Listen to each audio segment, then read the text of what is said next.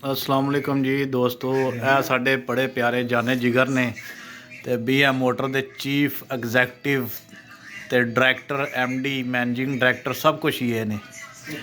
ये BM motor ਨੂੰ ਮੂਧਿਆਂ ਸਿੱਧਿਆਂ ਕਰਨ ਵਾਲੀ ਇਹ ਨੇ, ठीक है जी। ਤੇ ਹੁਣ चिप्स नोश फरमा रहे ने ਤੇ ਆ ਨਾਲ ਉਹਨਾਂ ਨੂੰ ਚੱਟੀ ਪਈ ਹੈ, ਚੱਟੀ ਪਈ ਹੈ ਫਟੀਕ, ਇਹ ਖਾਣ ਦੀ ਫਟੀਕ ਪਈ ਹੈ ਤੁਹਾਨੂੰ। ਤੇ इस टाइम असी बैठे हाँ BM मोटर ते, वो एक अपना डैड बाडी भी है साढ़े कोल। ते ये जेडे बच्चे मैडिकल के स्टूडेंट होंगे ना, तजर्बे के तौर पर ऑपरेशन करते हैं, ये वो लिजाते हैं रेंट ते। ये जनाब पुराना टैक्सी स्टैंड नज़द निमरा हॉस्पिटल के कोल है। हर किस्म दी गड्डियां तुहानूं रेंट ते मिलणगियां, न्यू मॉडल लग्जरी कारां। एक व्यू असी हुण गड्डियां वीकेंड ते चलियां जांदियां ने, एक व्यू तुहानूं नहीं तो बाहर दा गड्डियां दा भी विखांदे। तुसीं गड्डियां जनाब चैक करदे, एक दफ़ा आओ तशरीफ लियाओ, रैंट दा विजिट करो ते डायरैक्टर साहब नूं मिलो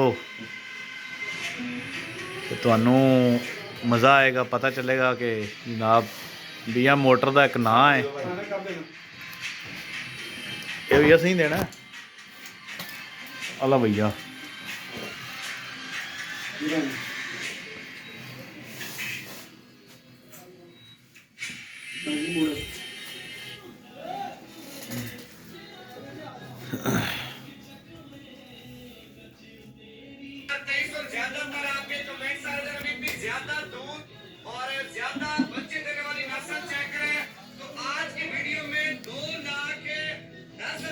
अदनान भाई का कार्ड है जी, नंबर नाल लिखे ने, ठीक है जी।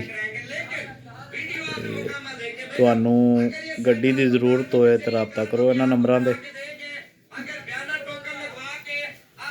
मुनासिब रेट ने और अच्छियां गड्डियां ने, अच्छी सर्विस है।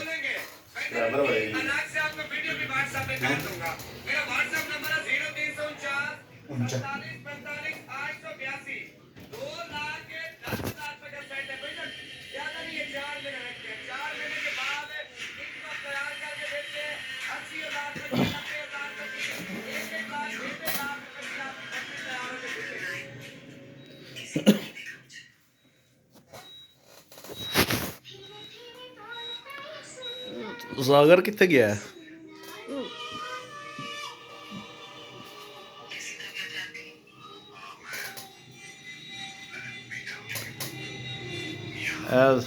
आप भाई नूं सेंड करना है।